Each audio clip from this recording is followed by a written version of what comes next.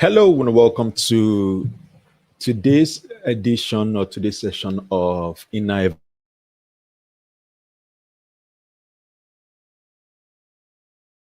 And today we'll begin this conversation, or we'll continue the conversation we had started earlier. Okay, so welcome, and I look forward to amazing session today as usual. So today we'll be looking at the subject of who are you following, and this is to help you understand the type of persons who are influencing you. But before I jump into that, I would like to know if you can hear me, and I will also want to confirm if everything is working fine at my side here. So let me check for that. So while I'm here, let me quickly play a short video. To answer that question, we set up a hidden camera experiment to see if this woman would stand up at the sound of this tone, simply because everyone else is. You might be thinking you'd never go along with this. Or would you?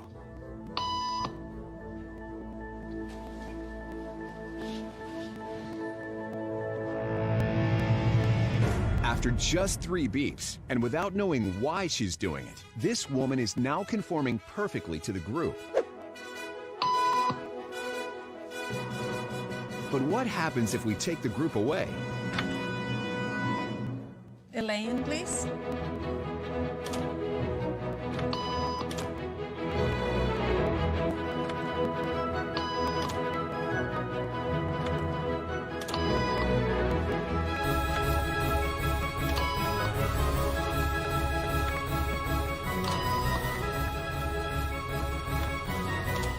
Okay, now she's alone. The crowd is gone and nobody is watching her, except our hidden cameras. What do you think she'll do?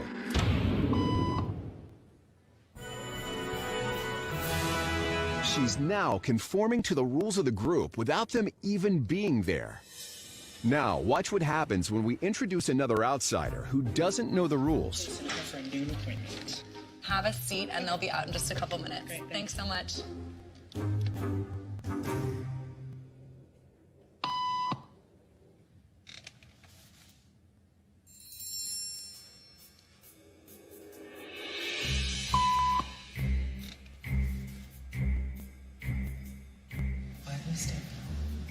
Everybody was doing it, so I thought I was supposed to.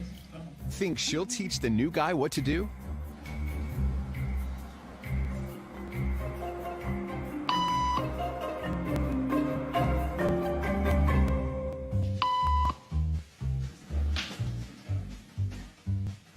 We kept the cameras rolling as more unsuspecting patients arrived.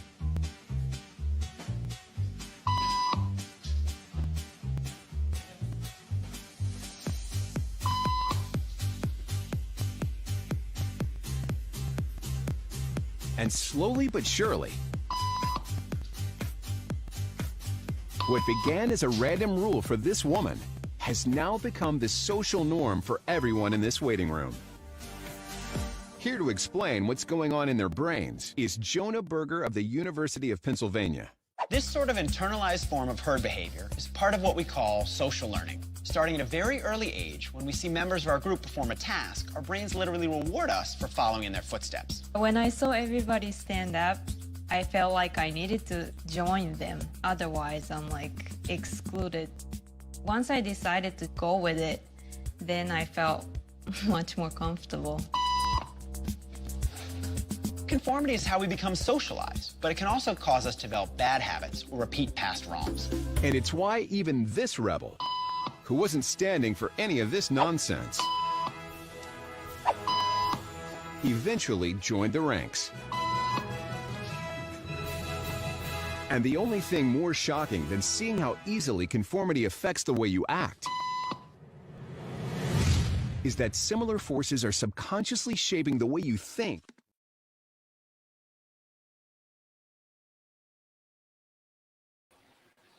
Okay, so welcome back. Again, I want to say welcome to today's session of Inner Evolution series. Once again, I am Dyer Samuel, and today we'll be taking the conversation we've started for the past 4 days we are taking that conversation further today as we look into the subject of who are you following in your self-actualization journey.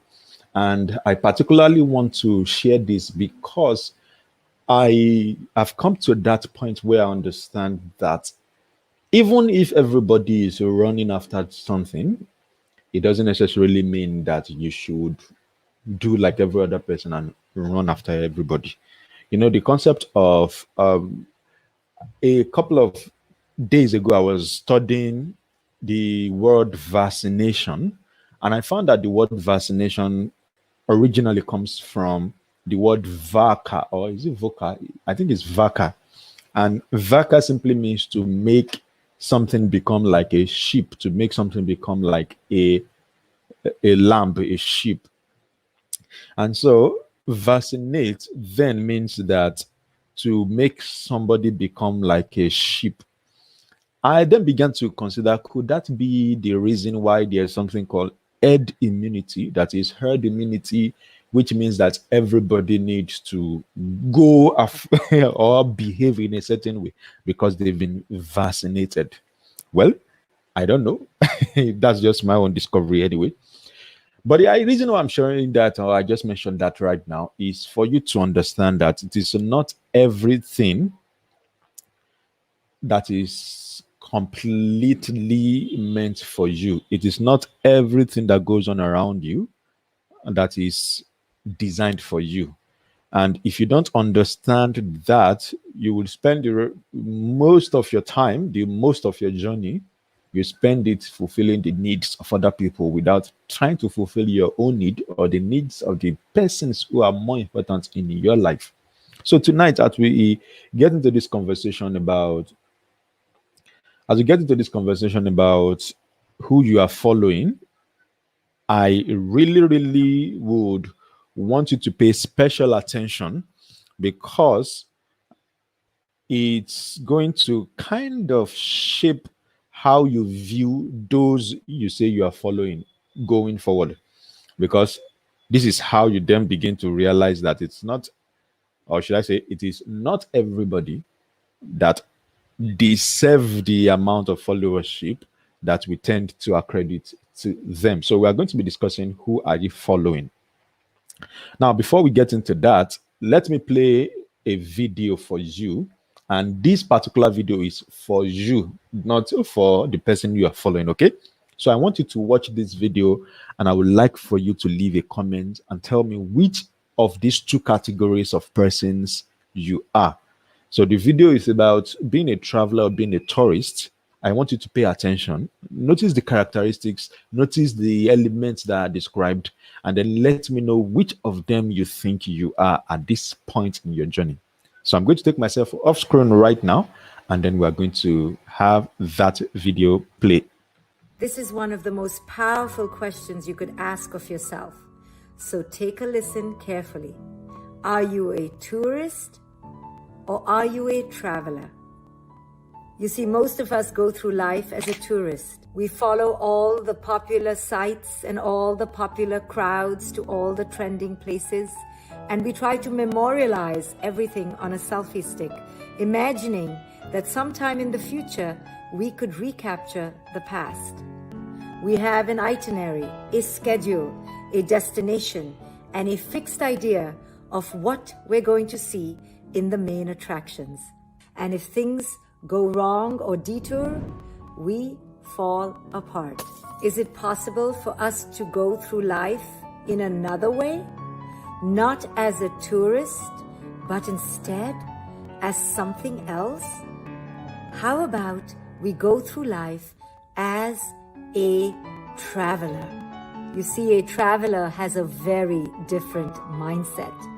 In the mind of a traveler, there is simply no destination to be reached, and the true jewel of life lies in its journey. The traveler understands that life is not meant to be lived as a documentation for some point in the future, but instead to be fully experienced in the here and now.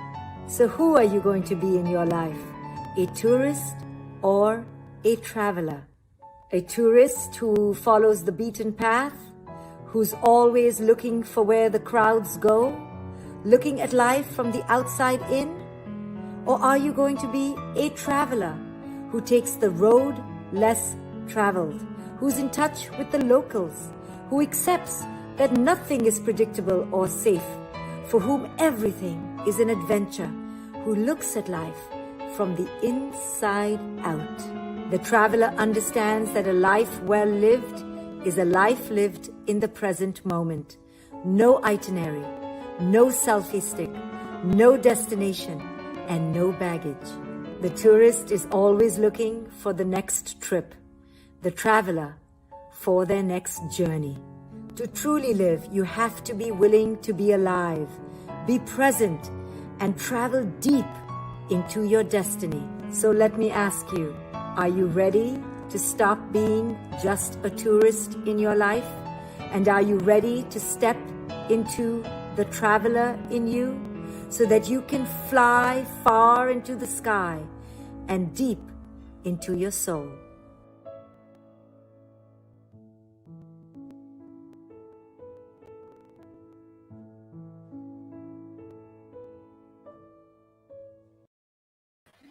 Okay, so welcome back. Now, I want you to share with me from that clip. Who do you think you are? Are you a traveler or you are a tourist? Which of them best describes you? And I want you to drop that in the comments down below so that I know. So I'll be waiting for that. Which do you think you are? Hi, wisdom says vaccinate equals like a sheep. That's right. So, which of them describes you? Are you a traveler or you're a tourist? Are you a traveler who embarks on a journey because they want to document a lot of memories? Are you a tourist who is just going from place to place, going from place to place simply because of the fancifulness, if that word exists, of the experience? Are you a tourist who is excited about the next adventure, about the next place to visit, about the next pictures to take, about the next memories to create? Or you are a traveler who is going with a map, who is going with some intelligence behind their movement, saying that wherever it is this journey leads me, I am willing to go. I'm not going to force things to happen. So I want to know, are you a traveler or you're a tourist? And I would like for you to tell me that. And while you are typing that, let's get this conversation started. Now, having understood who you are, whether you're a traveler or you're a tourist, it's time to also understand who are you following. And this conversation about who you are following is particularly important because there are two types of persons we tend to follow. And I've created a system for that, and I call that the guru versus guide methodology. Now, by the time I begin to share this, it may kind of make you become more aware of the things going on, particularly with a lot of people even saying that it is coronavirus or this, that you should begin to how should I say, that you should learn as much as you can, you should gather as much as this that you can. I'm going to explain why sometimes you can go the opposite route. Okay, so let's look into that as we discuss the guru versus guide methodology. And what I'm simply going to do is I'm going to bring out the profiles of the guru and also bring out the profile of the guide. And I'm not going to mention any name, but I'm going to let you begin to piece together the pieces in your own mind and figure out what kind of persons do you need in your life, what kind of leaders do you need in your own life, who are the type of persons that will best fit you. So let's look into that. So I call this the guru versus guide methodology. Now, the guru, I'm going to pick my pen here because I'm going to be marking a lot of things. So the guru is the person who says, I know best. He has an I know best approach. So the guru wants to rain down knowledge on you On the other side, however, the guide, if you are following a guide will tell you that you are the one who knows the best rather than they are the ones who know best. A guru will tell you what to do. A guru will tell you what to do. A guide will simply help you find your way. So a guru will not give you instructions. A guru will give you instructions, rather. A guide will, however, help you find your way because the guide does not know everything. So he knows that you know best. My job is to help you find your way. Now, a guru will give you advice. A guru will give you advice, but a guide will simply empower you. A guru will come to you with a lot of advice. In fact, if you run into any challenge, they will be the first to tell you, this is what to do. There are 25 steps for you to get out of this solution, of this situation. So this is what to do. This is step one. This is step two. This is step three. They are full of advice. On the other side, the guide simply empowers you to discover your own answers. Now, moving on, the third thing here, or the fourth thing rather, a guru has a turnkey solution. They have a recipe, they have a system that you must follow in order for you to get the result they are promising you.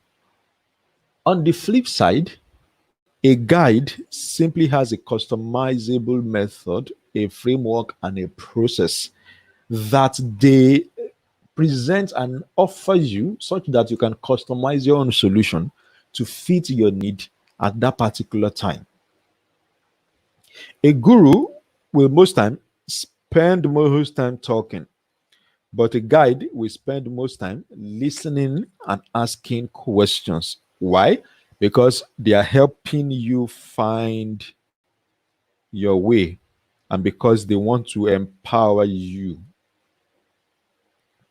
A guru is smart, they are strategic, they are tactical.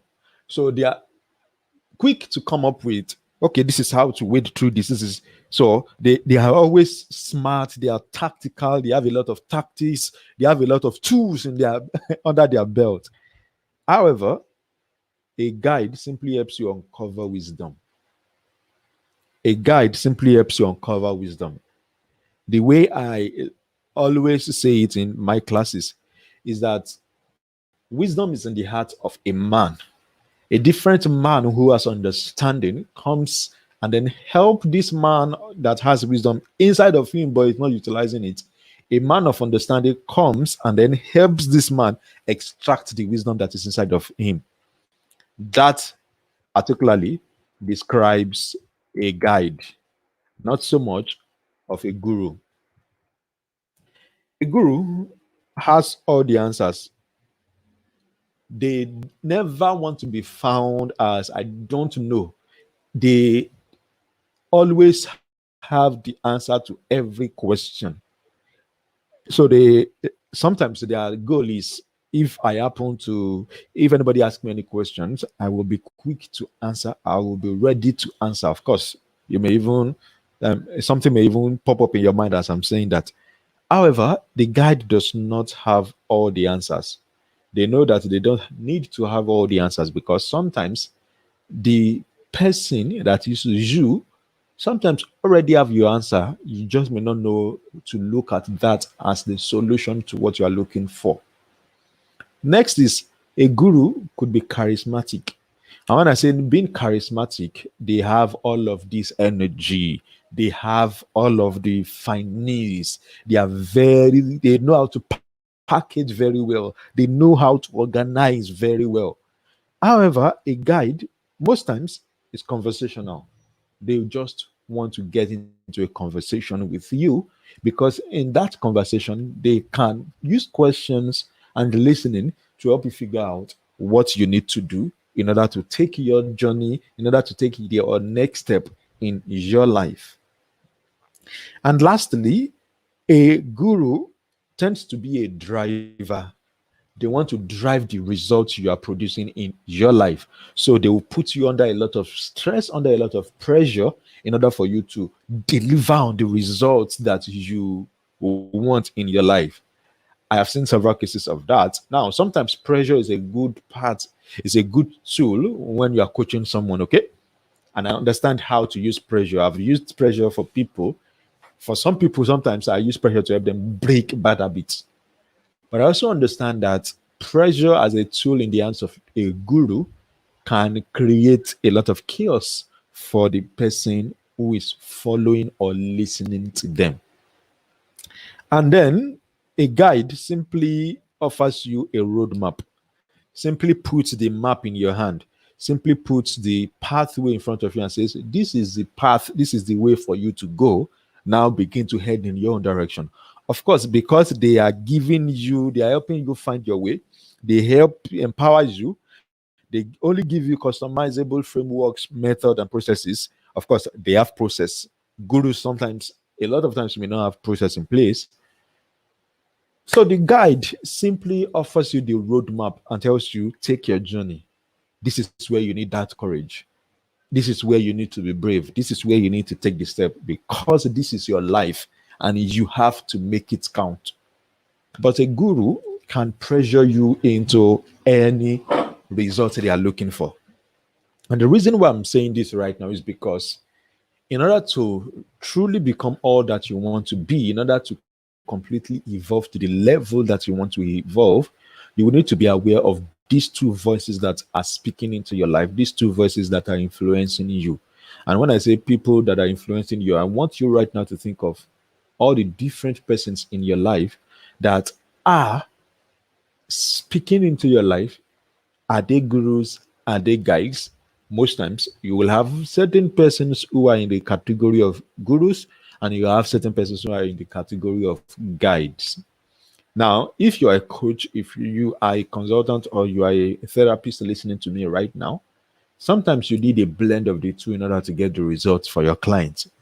But a lot of times you will find that your client knows what needs to do best in their lives. And so you are just a guide helping them facilitate the change they are looking for.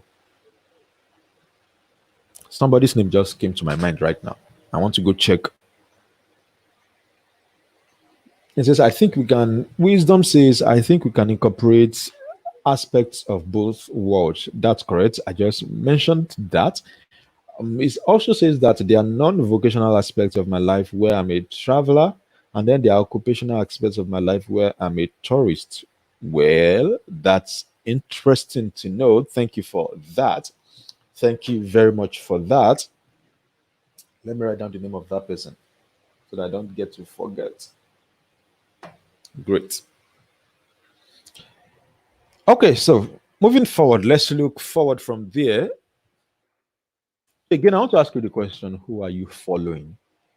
Who are you following? And who is following you? Now, let's talk about the four stages of spiritual growth. Because when you understand who you are following and who is following you, particularly when you understand who you are following, you then understand that your results are in your hands. The outcome of your life are in your hands. And so with that, you can then begin to chart your own growth. Now, there are four stages of spiritual growth according to Michael Beckwith. And the first stage here is what is referred to as victim consciousness. And victim consciousness simply means that you see life as happening to you. So you are a victim, or you tend to be within the consciousness of a victim when anything happens to you, and the question you're asking in your life is, why me? And so a lot of times you tend to force things to happen.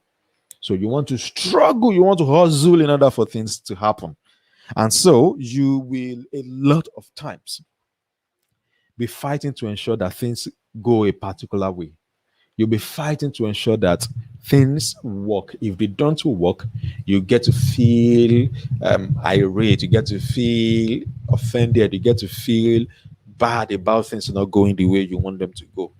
I'm trying to arrange this right now so that this is at this side. Okay, let me try something here. So let me see if this can move this way. Okay, cool. So I've just moved this here. So it's a little off my face. And now, so with this, I think I'm good to go. But then, just like that, it's blocking. So if you are getting what I'm explaining,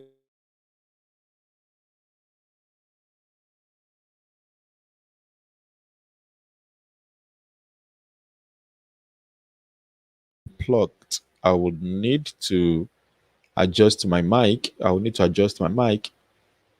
Okay, my mic has been. Okay, so my mic is back. That's right. Great. So let's move forward from there and let's look at the second stage of spiritual growth. The second stage is what is called manifester consciousness. And this is when you begin to see life as happening for you rather than to you. At this stage, what is taking place is that you are getting to understand that the universe is on your side. You are getting to realize that God is on your side. God is not against you, but that God is for you.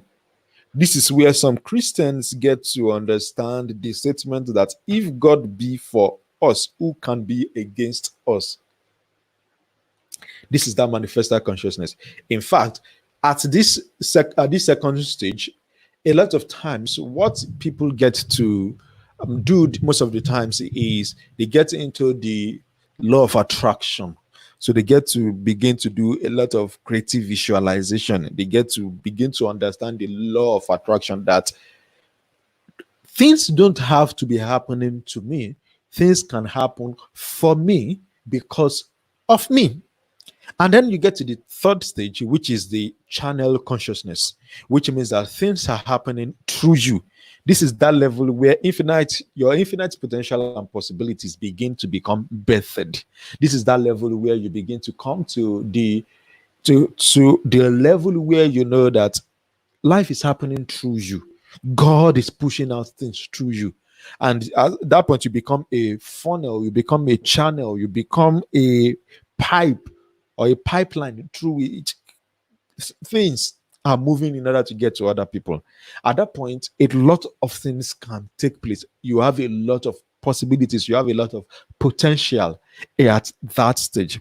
Now, the fourth stage, which is being consciousness, the first stage, which is being consciousness, of course, this typically rises this way.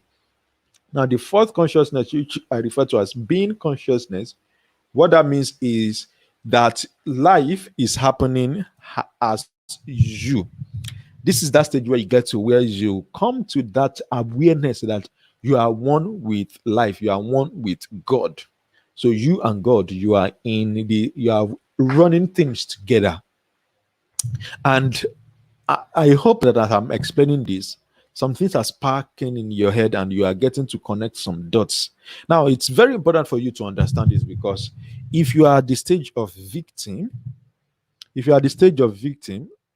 majority of what's going to be taking place in your life, you will not understand them.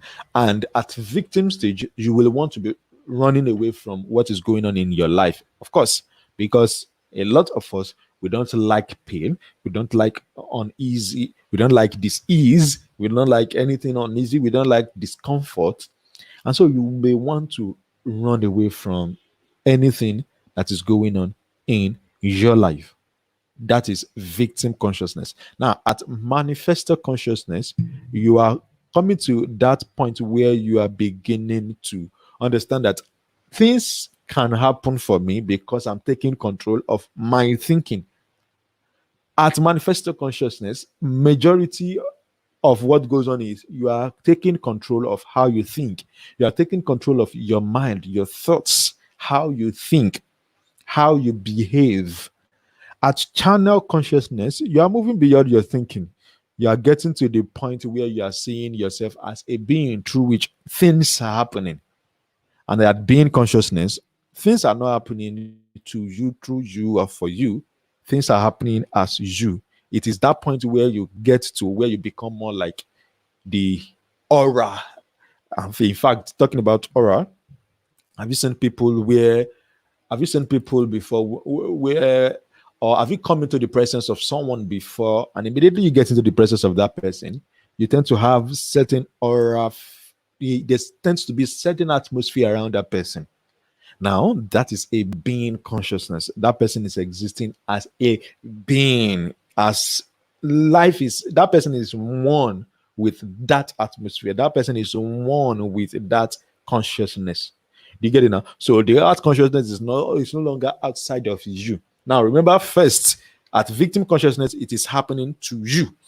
At manifester consciousness, it is happening for you because you are now beginning to play a part in the role of your own growth.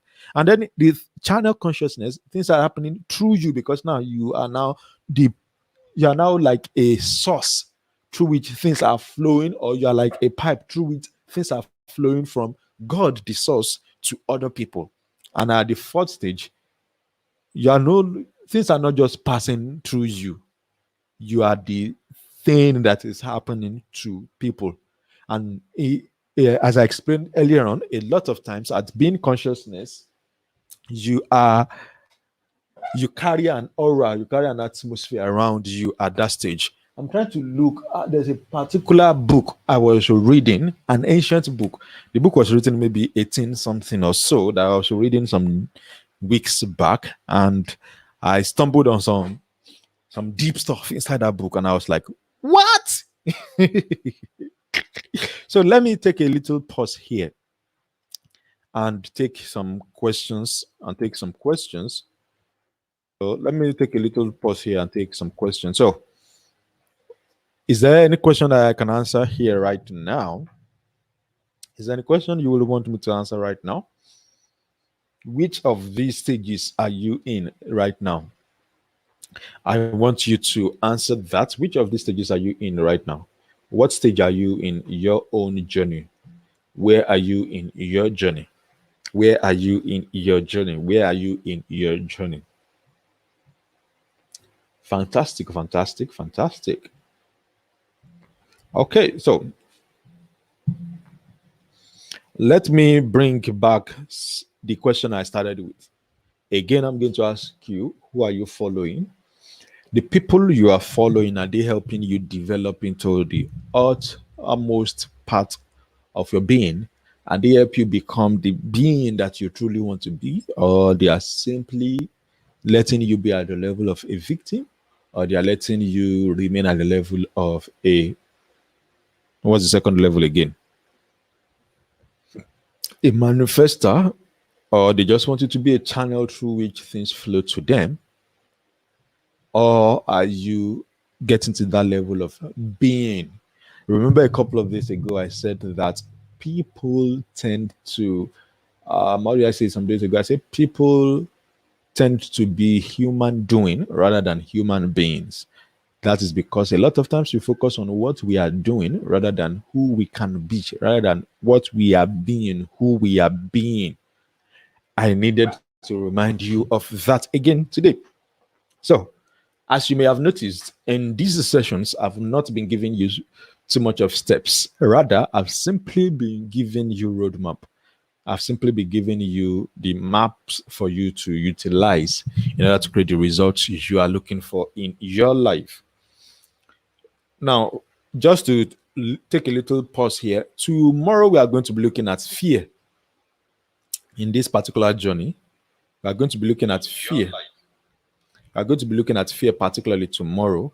And when I say fear, I mean really, really, really, really big subject. So if you have some elements of fear, or if you feel like there are certain fears that you're battling, tomorrow we'll get into that. Okay. And looking forward, it appears we still have a couple of days left for this series. Okay, and then after we talk about fear, we'll the next day we'll talk about how to get to the pinnacle of achievement. how to get to that peak performance that you want to get to. So tomorrow we'll talk about fear. Once we handle fear tomorrow, the next day we'll talk about how to achieve peak performance in your life. Do you get that? So just to be clear, so that you'll understand what I'm saying, tomorrow we'll talk about fear, and then the day after tomorrow we'll talk about how to achieve peak performance, how to get to the pinnacle of achievement.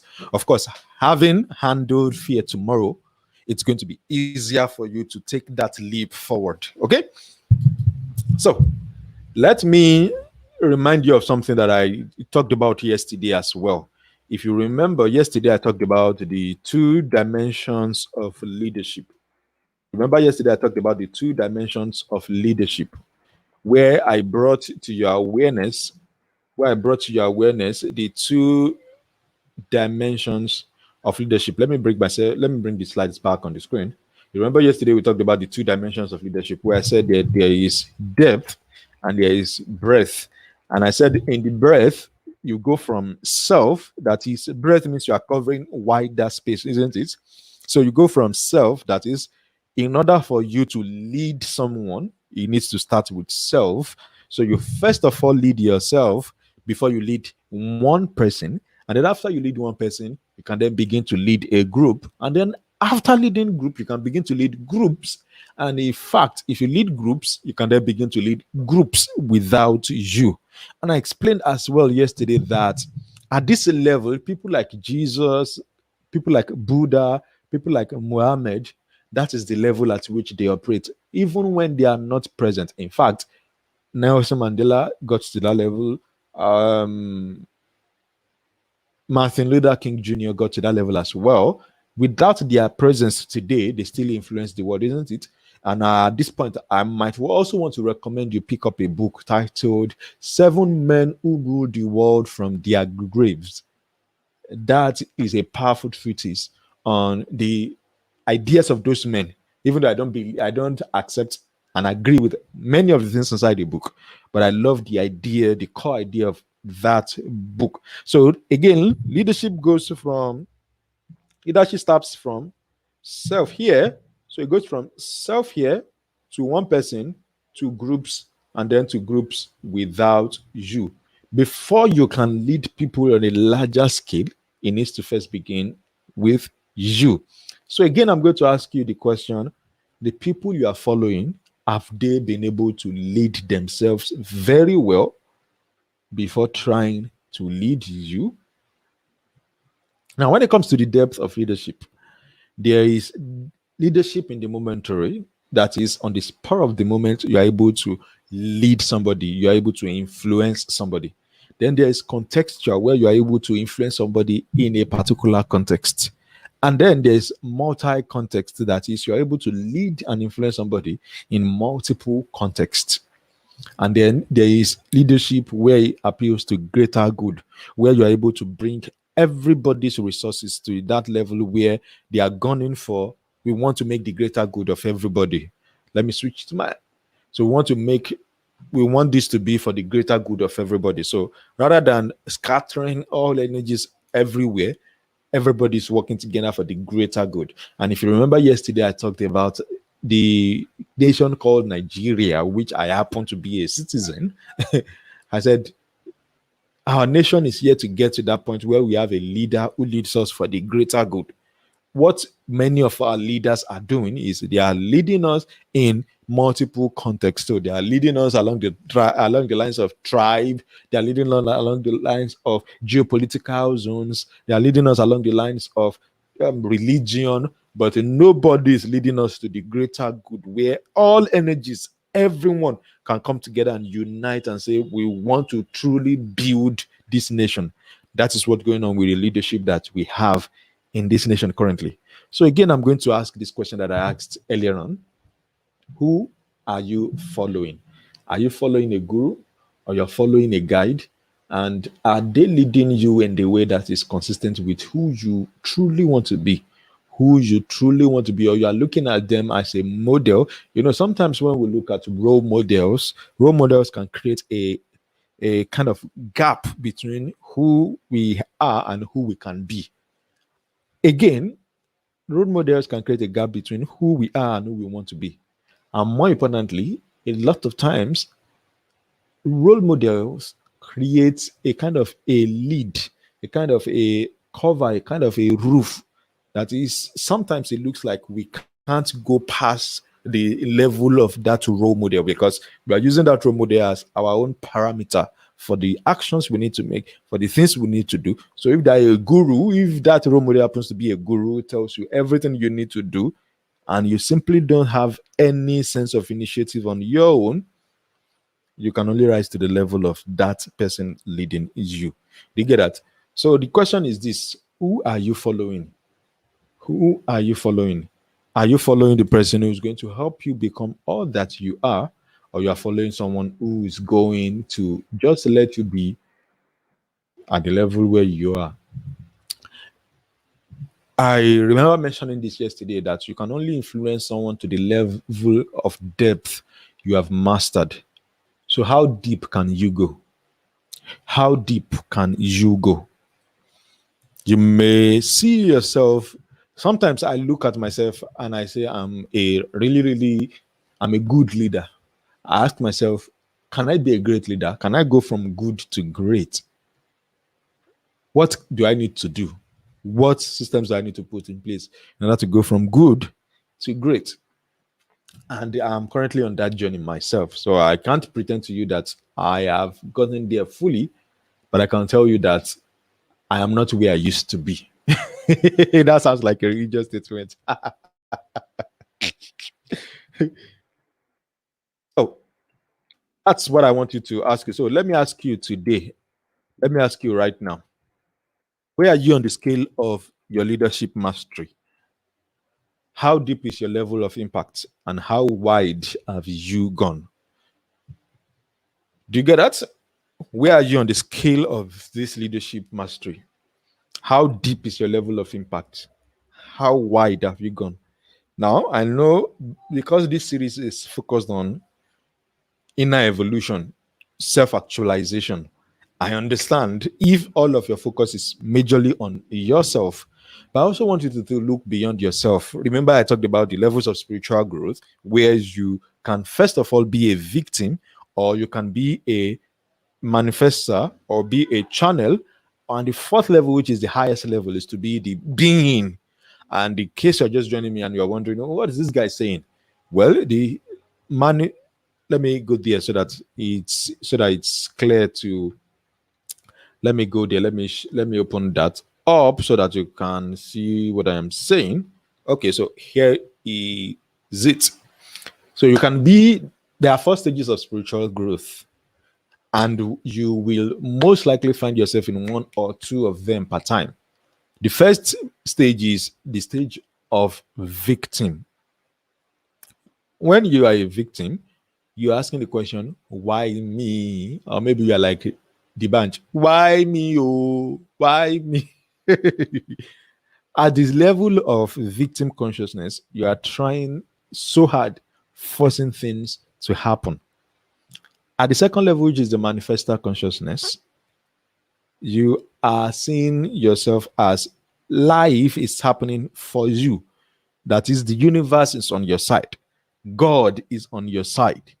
At the third level, the third stage, when you grow the more, you get to realize that you can be a channel through which life is happening. And it is at this stage that you get to tap into the infinite potential and possibilities that you have inside of yourself. This is that level where things begin to flow through you to other people. For example, what is going on in this series has been that I am a channel through which things are coming to you. I may not completely be able to determine the value you are getting because I can only do my own part. I can't determine the value you will get. But I am fully conscious of the fact that I am a channel through which these things are flowing from me to you. But there's a source. So it's coming from a source, passing through me and coming to you. In this context, I am a channel.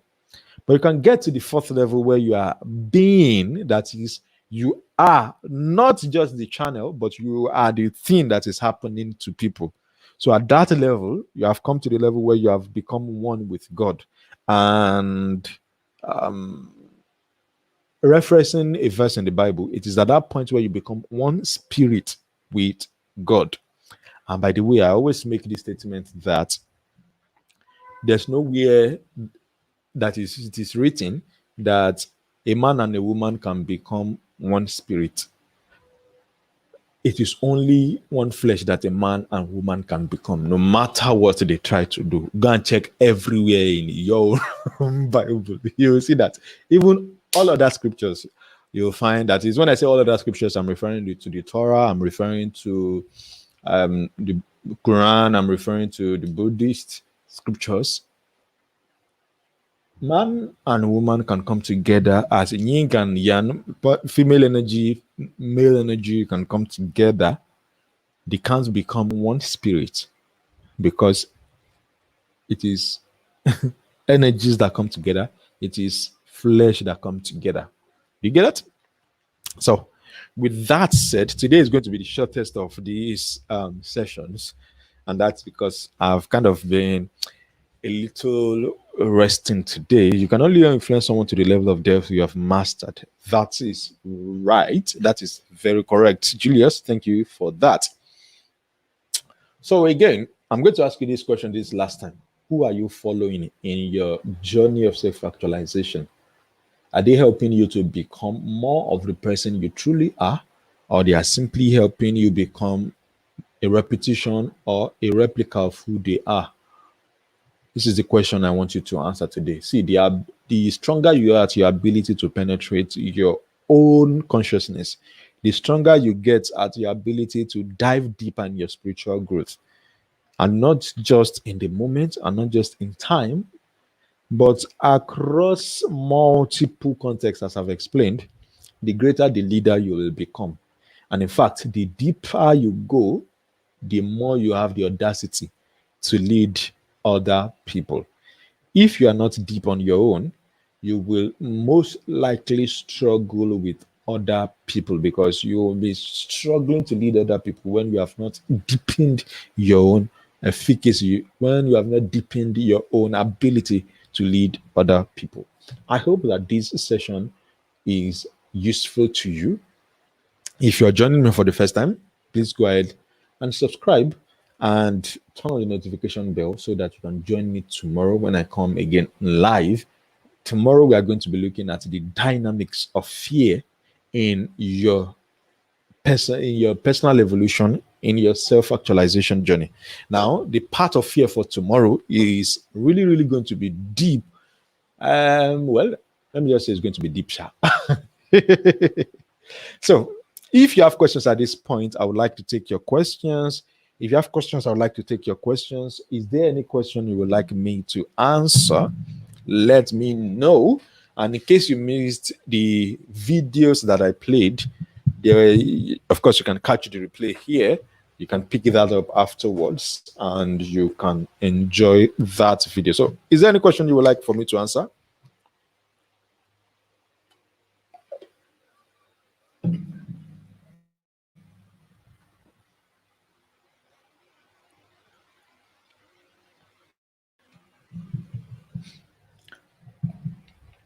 Thank you, Wisdom. Thank you, Julius. These are the two persons I can see in the comments. So I can't see other persons. Now, in case you're watching me, please leave a comment. Leave a comment right now, okay?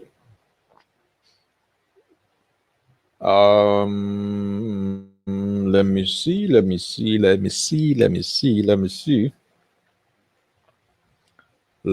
see.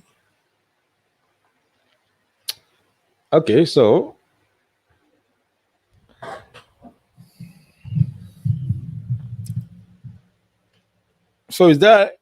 are there questions you would like for me to answer right now? The final day of this series, we are simply just going to take question and answers. I'm not going to teach anything that day. I'm just going to come live.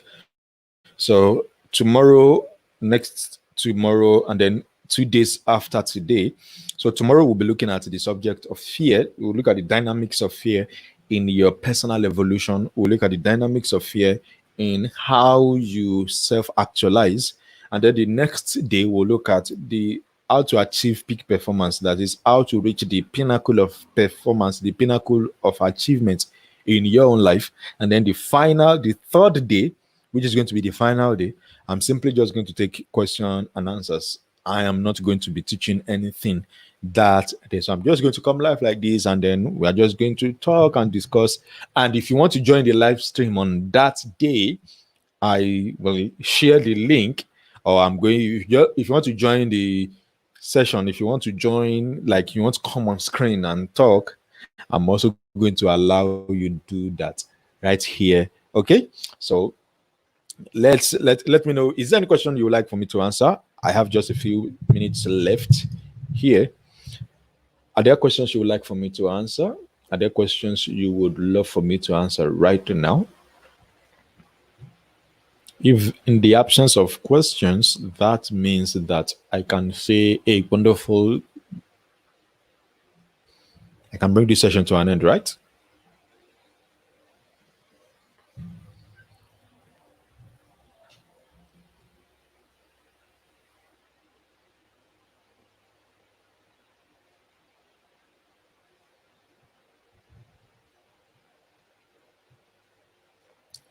Okay, so I'm not seeing any questions yet. Or is it that maybe I should check my device here and be sure that everything is going correctly? Because sometimes, okay.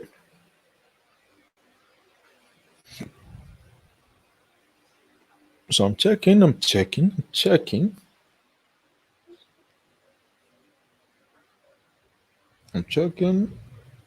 Okay, so I can't see any questions here as well.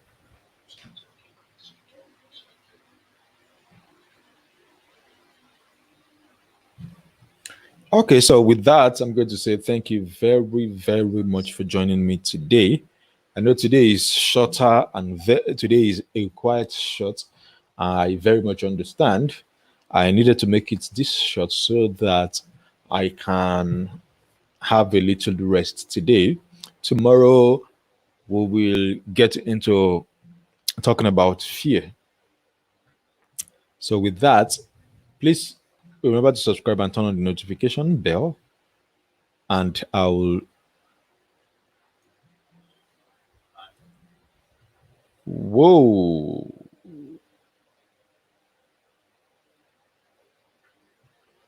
Oh, okay. So I made a mistake here with my setup, so I didn't know that I made a mistake. So with that, I'm going to end the broadcast right now. We are going to see again tomorrow. Tomorrow we are going to see. Tomorrow we are going to see. I am saying it, but I don't mind doing.